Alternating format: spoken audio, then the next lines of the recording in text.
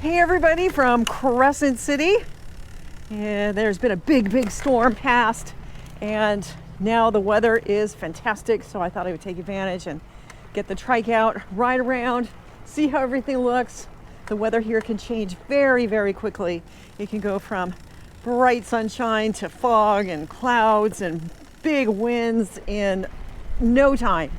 And so I'm gonna just kind of ride around here and see how everything looks.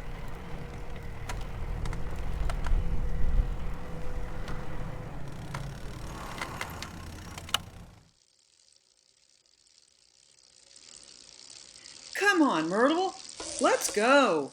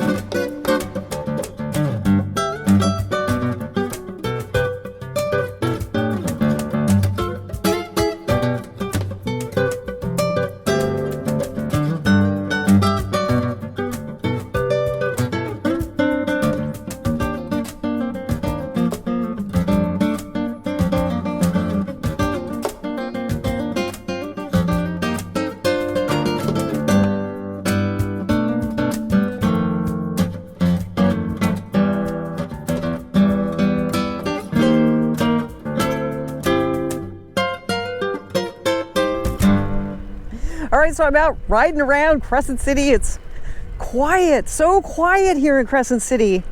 I think there's a population of about 7,000 people. And you would think it was a lot less. I mean, every time I go out walking or riding, I hardly see anybody. And there was a big storm earlier today.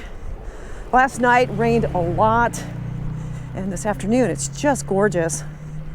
And the winds have calmed down enough that I tried to fly my drone.